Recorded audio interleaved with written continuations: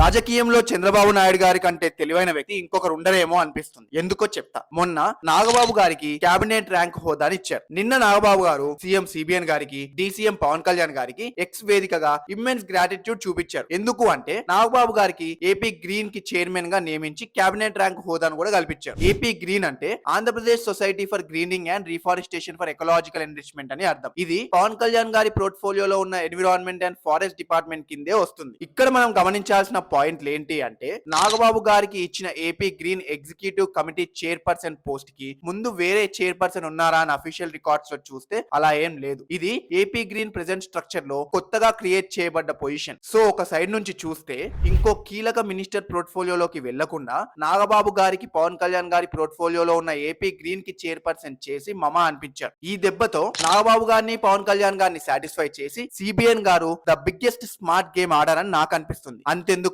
ఒకప్పుడు పవన్ కళ్యాణ్ గారిని డీసీఎం గా చేసినప్పుడు కూడా హోమ్ మినిస్ట్రీ ఇవ్వకుండా Panchayat Raj, rural development, forest ministry ఇచ్చారు. కానీ జనసేన కార్యకర్తలు ఈ స్మార్ట్ మూవ్ ని ఇప్పటి వరకు కనిపెట్టలేకపోయారా అనేదే బిగ్గెస్ట్ క్వశ్చన్. ఇంకో పక్క అసలు నాగబాబు గారు ఈ రోజు కేబినెట్ హోదా పొజిషన్ లో కూర్చోడానికి ఏం చేశారు? డీసీఎం పవన్ కళ్యాణ్ గారికి అన్నయ్య కాబట్ట, లేకపోతే ఆయన చెట్లంటే చాలా ఇష్టం కాబట్ట? మీ ఒపీనియన్ ని కమెంట్ చేయండి.